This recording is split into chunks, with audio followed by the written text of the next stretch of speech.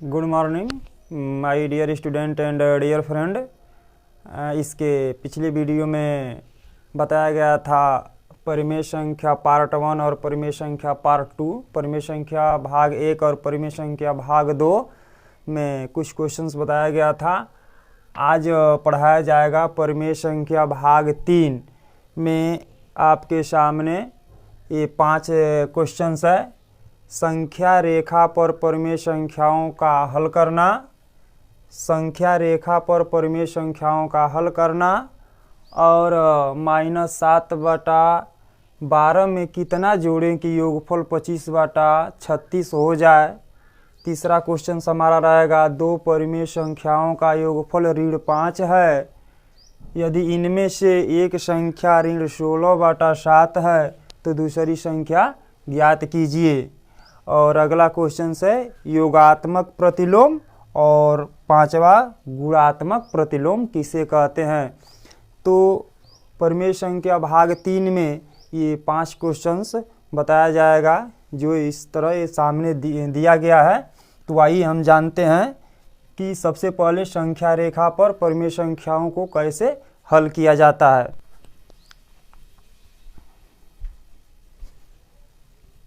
तो आइए, हमारा पहला सवाल है संख्या रेखा पर परिमेय संख्याओं का हल। संख्या रेखा पर परिमेय संख्या को कैसे हल करते हैं उसके बारे में आज हम पढ़ते हैं। तो एक क्वेश्चन से यहाँ हम लिख लेते हैं 3/7 ऋण 8/7। इसको संख्या रेखा पर हम दर्शा करके हल करेंगे। तो सबसे पहले संख्या रेखा हम यहाँ पे बना लेंगे। संख्या रेखा बन गई।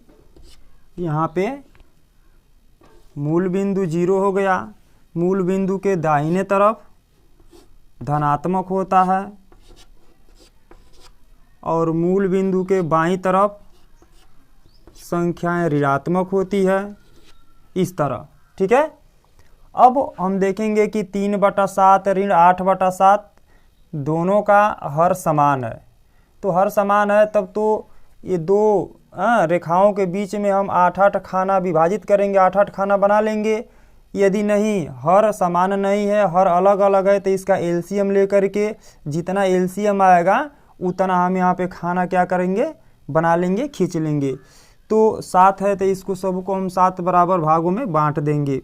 1 2 3 4 5 6 और ये एक मिलकर के 7 हो गया। 1 2 3 4 5 6 7, 1 2 3 4 5 6 7। इसी तरह 1 2 3 4 5 6 7 हो गया। 1 2 3 4 5 6 7, 1 2 3 4 5 6 और ये 7 हो गया। तो इस प्रकार से संख्या हम बना लेंगे। इस रेखा को थोड़ा सा बड़ा बड़ा कर लेंगे हम।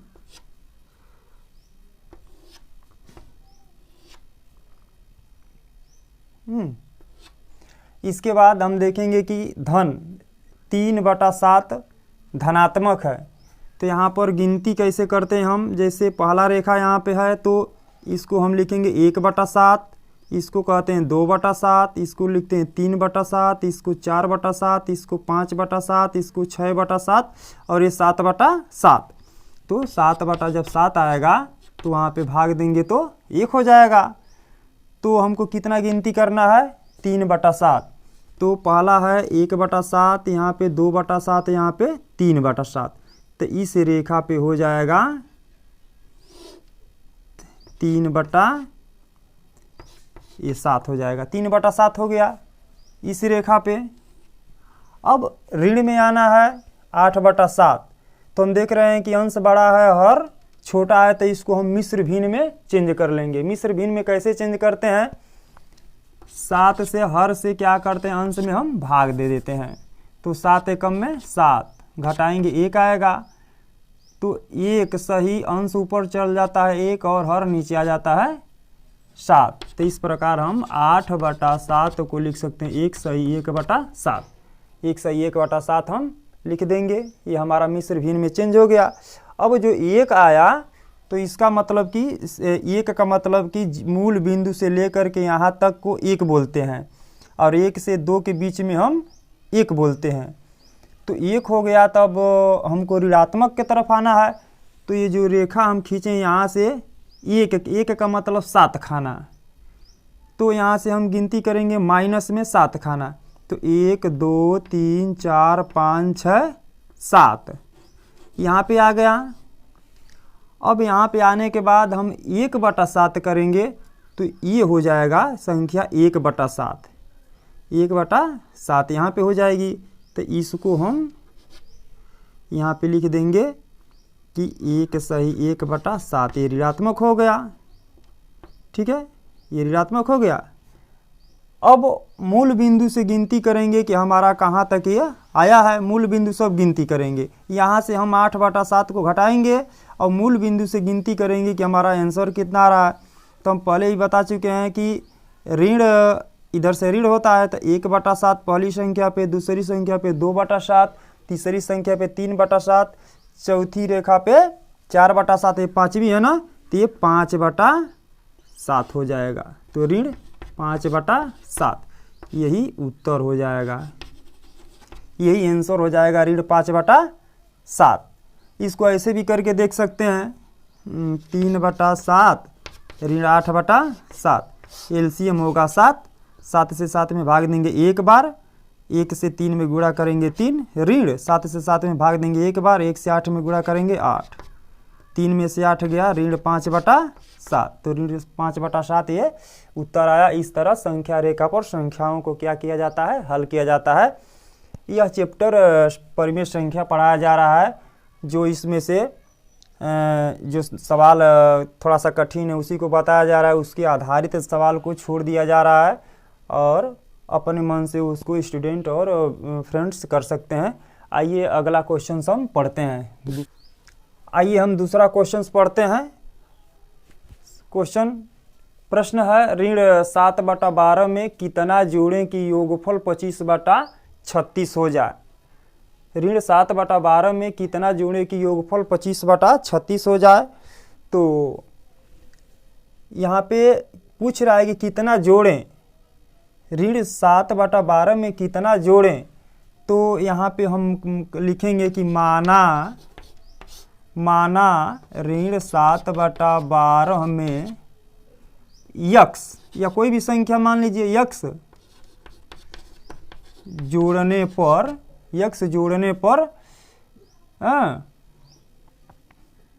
25/36 होगा या हो जाएगा।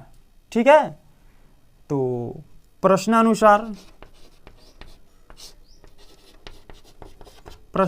मतलब प्रश्न के अनुसार ऋण 7/12 कितना जोड़ें, तो धन है, कितना जोड़े का मतलब धन यक्स जोड़ दीजिए, तो बराबर कितना हो जाएगा 25/36। ऋण 7/12 में कितना जोड़ें, तो मान लिया कि ऋण 7/12 में यक्स जोड़ने पर 25/36 हो जाएगा। तो प्रश्न के अनुसार इस तरह हम कर देंगे। अब इसको हम पक्षांतर यहाँ पे करते हैं। पक्षांतर मतलब कि जब बाएं तरफ परिमेय संख्या होती है तो दाहिने तरफ जाती है तो वह क्या हो जाती है, धनात्मक हो जाती है। ऋण रहती है तो धन में बदल जाती है और धनात्मक होती है तो ऋणात्मक में बदल जाती है। तो x का मान निकालना है तो x बराबर 25/36, x बराबर 25/36, x बराबर 25/36 अपनी जगह पे है। ऋण 7/12 इक्वल टू से मतलब बराबर से बाएं साइड है तो उसको दाहिने ले जाएंगे तो ये धन में बदल जाएगी और 7/12 इस तरह। अब इसका हम एलसीएम निकालेंगे 36 और 12 का। 36-12 का एलसीएम कहीं निकाल देते हैं। 36 और 12 2 से कटाएंगे, 2 एकम में 2, 2 8 16 और 2 छके 12, फिर 2 से कटाएंगे, 2 9 18 और 2 3 6, फिर 3 से कटाएंगे, तितली के 9 और 3 एकम में 3, फिर 3 से कटाएंगे, 3 एकम में 3 और 3 एकम में 1 उतार देंगे। इस तरह एलसीएम निकालते हैं। अभाज्य गुणनखंड का क्या करते हैं हम, गुणा। 2 दूना के 4 और 4 तितली के 9, 4 9 36। तो इस तरह हमारा एलसीएम कितना हुआ 36 हुआ। अब हर से एलसीएम में भाग देते हैं तो 36 से 36 में भाग देंगे, एक बार जाएगा, 1 से 25 में गुणा करेंगे, कितना होगा 25 होगा। यहाँ पे धन 12 से 36 में भाग देंगे, 12 से 36 में कहीं यदि पहाड़ा याद है तो ऐसे ही भाग दे लेते हैं, पहाड़ा नहीं याद है तो भाग लेते हैं, 12 दूनी 24, 12 तियाँ 36, 3 बार जाएगा और 3 में क्या करते हैं अंश से गुणा कर देते हैं तो 7 तिरिके 21 आएगा। अब इसको हम क्या करते हैं जोड़ देते हैं, 5 1 6 और 2 2 4, 46/36। अब इसको हम कटाते हैं, संख्या जहाँ तक कटेगी उसको हम कटाएंगे, जहाँ कटना रुक जाएगी उसको हम छोड़ देंगे, वही उत्तर हो जाएगा। 2 दूना के 4 और 2 तिहाई 6, 2 एकम में 2, 3 की जगह पे 1 बचा, 8 बचा, 16 2 8 16, 23। अब यहाँ पे हो गया 23/18, 23/18 हो गया। ये हमारा क्या हुआ उत्तर हुआ। तो इस तरह हम संख्याओं को हल करते हैं, जो हिंदी में लिखा है उसको मतलब कि प्रश्न के अनुसार इस तरह बना लेंगे, बनाने के बाद इसको हम हल करेंगे। आइए अगला क्वेश्चंस हम पढ़ते हैं। आइए हम अगला क्वेश्चंस पढ़ते हैं। जैसे 2 परिमेय संख्याओं का योगफल ऋण 5 है,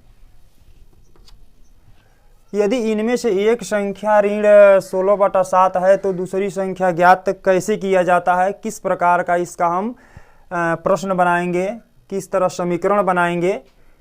इस प्रकार के क्वेश्चन का मतलब समीकरण यदि बन गया तो ये सवाल हल हो जाएगा। तो आइए हम समीकरण बनाते हैं। किस प्रकार से समीकरण बनेगा, 2 परिमेय संख्याओं का योगफल। तो यहाँ पे होता है पहली संख्या धन दूसरी संख्या बराबर संख्याओं का योग। ये तो सब कोई जानते हैं, पहली संख्या धन दूसरी संख्या बराबर संख्याओं का योग। जैसे मान लीजिए कि यहाँ पे 2 है, धन यहाँ पे 4 है, तो पहली संख्या 2 हो गई और दूसरी संख्या 4 हो गई, और दोनों का योग कर देंगे तो यहाँ पे 6 हो जाएगा, उदाहरण के तौर पे। तो सबको मालूम है। अब सवाल क्या लिख रहा है उसी को हम क्या करेंगे यहाँ पे उतार देंगे। 2 परिमेय संख्याओं का योगफल ऋण 5 है, तो जो ऋण 5 है योग, तो उसको हम लिख देंगे ऋण 5। यदि इनमें से एक संख्या, तो एक संख्या कोई भी यहाँ पे ऋण 16/7 हो गया, तो दूसरी संख्या ज्ञात कीजिए। तो दूसरी संख्या ज्ञात का मतलब कि यक्ष मान लिए इस तरह। तो ऋण 16/7 धन यक्ष बराबर ऋण 5, समीकरण हमारा बन गया। और जब समीकरण बन गया तो इसके पिछले क्वेश्चंस में बताए थे कि मतलब उसको क्या किया जाता है, पक्षांतर किया जाता है।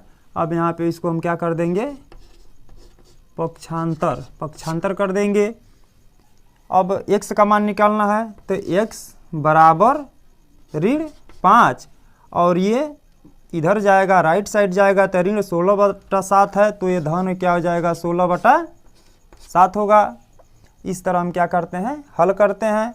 अब इस तरह रेखा खींच लेंगे, जिसका हर नहीं होता है 1 होता है, तो 1 और 7 का एलसीएम कितना होगा 7 होगा। इसका 5 का बटा 1 है, 1 और 7 का लघुत्तम समापवर्त 7 होगा। अब जिसका बटा 1 होता है डायरेक्ट अंश में गुणा कर देते हैं, तो 7 5 35, 7 5 35, और धन 7 से 7 में भाग देंगे एक बार, और 1 से 16 में गुणा करेंगे, कितना होएगा 16 होएगा। अब देख रहे हैं कि ऋण 35 है और धन 16 है, तो यहाँ पे 35 अधिक है और 16 कम है, तो निशान लगा देंगे ऋण का, और 35 से 16 को घटा देंगे। 35 से 16 को घटाएंगे तो यहाँ पे 15 होगा, 15 में से 6 गया 15, 15 में से या कहीं साइड में घटा देंगे 35 और 16, यहाँ 87 लगा 15 15 में से 6 9 9 हुआ, और उसके बाद यहाँ पे 2 बचा, 2 में से 1 गया 1 19 हुआ। तो यहाँ पे 19/7, तो ऋण 19/7 ये क्या हो जाएगा, उत्तर हो जाएगा। इस प्रकार से परिमेय संख्याओं को हल किया जाता है। तो आइए हम अगला क्वेश्चन पढ़ते हैं। यहाँ पे 2 क्वेश्चंस लिखा गया है। योगात्मक प्रतिलोम, योगात्मक प्रतिलोम किसे कहते हैं? कोई भी संख्या होती है तो उसका योगात्मक प्रतिलोम यदि निकालना है तो हम निकाल देते हैं। जैसे योगात्मक प्रतिलोम परिमेय संख्या होती है, परिमेय संख्या का विपरीत, परिमेय संख्या का इसका होता है परिमेय संख्या का विपरीत,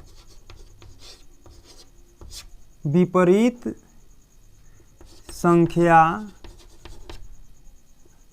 योगात्मक